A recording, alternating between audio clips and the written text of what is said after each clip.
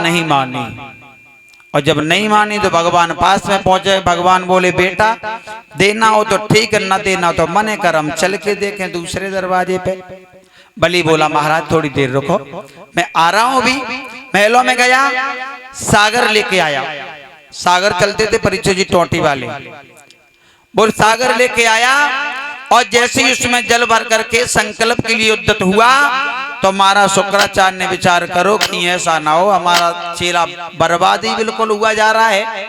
अगर संकल्प पूर्ण हो गया तो जमान लो काम ही खराब हो जाए। तो गुरुजी ने क्या किया, छोटा सा रूप बनाया और उसी पात्र में जाकर के बैठ गए। देखो कोई गुरु नहीं चाहता है परीक्षित जी के हमारा शिष्य बर्बाद हो जाए, और ना ही कोई पिता चाहता कि हमारा पुत्र गलत रास्ते पर चले। मगर अब कोई न तो गुरु को समझ रहा है और ना ही पिता को समझ रहा है। क्या किया भगवान ने,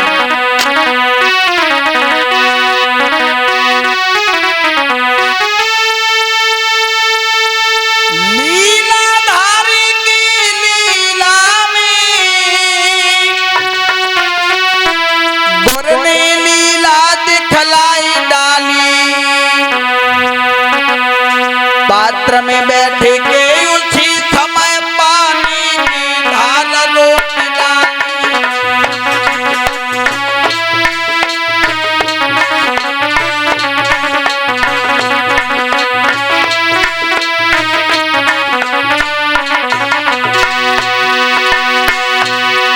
लीला में लीलाधारी की गुरु ने लीला दिखलाई डाली। पात्र में बैठ के उसी समय पानी की धार रोक डाली।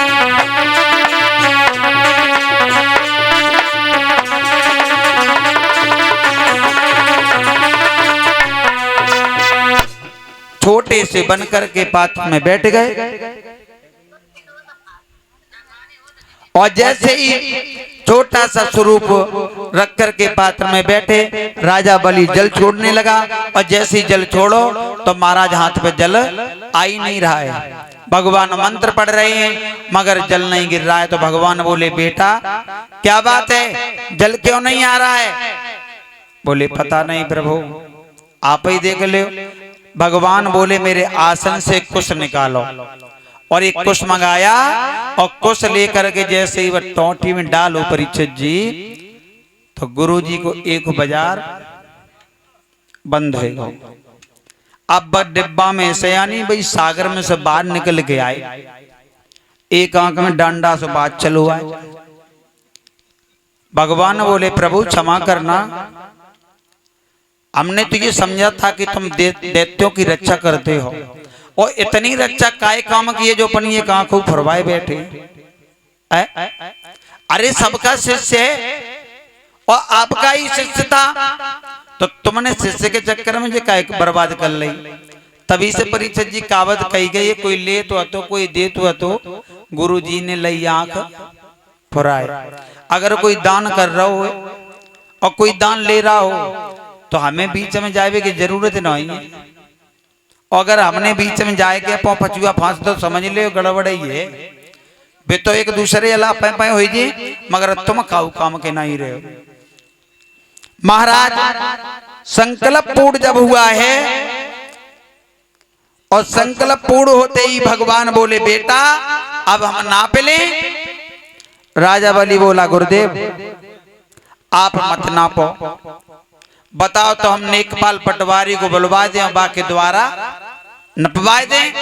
भगवान बोले कई नेकपाल पटवारी नहीं, तिरवाचा भरवाओ। तिरवाचा हमने भरवाया, हम खुद नाप लेंगे। बोले प्रभु तुम्हारे छोटे छोटे पैया, छोटी छोटी भैया, और जब तुम नापे तो कितने नेक जगह में आए जाए। भगवान बोले हमें जरूरत है कहां ज्यादा की, हमें तो थोड़े की जरूरत है। बोले प्रभु हमारे दैत्य वंश में तुम्हें जौन सो सबसे बड़ो राक्षस लगे तापे नपवाए ले। भगवान बोले पागल हो गए हो, हम खुद नाप लेंगे। और जब बार बार कहा तो दैत्य बलि बोले तो प्रभु नाप ले, अब काय को हमें वो परेशान कर रहे हो। और जैसे ही नापने की बात कही तो महाराज उसी समय भगवान ने अपने शरीर को बढ़ाना प्रारंभ किया। और जब भगवान अपने शरीर को बढ़ाते गए यहां तक महाराज आकाश में जाकर के लग गए। और जैसे ही राजा बलि की नजर गई तो महाराज उसके पैरों तले जमीन खिसक गई कि ये तो छोटे से महात्मा थे। और अचानक भगवान बोले बेटा नाप ले। बोले नाप के, क्योंकि जब दान दिया था तब बड़े खुश थे और जब गया तो बड़ा दुख हुआ। कह दिया नाप लो। तो भगवान ने एक कदम में महाराज आकाश को नापा है।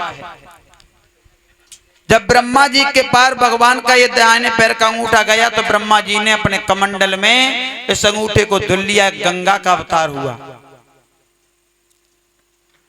इधर दूसरे कदम में महाराज पाताल को नाप लिया, तीसरे में 10 दिशाओं को नाप लिया। आधा कदम बचा, भगवान बोले बेटा जेऊ दे दो हम चलें। राजा बलि बोला प्रभु अगर हमारी पीठ आधे कदम में आ जाए तो नाप ले। भगवान बोले पागल है, एक कदम में मैंने आकाश नापा, एक में पाताल, और तेरे आधे कदम में तेरी पीठ आ जाएगी।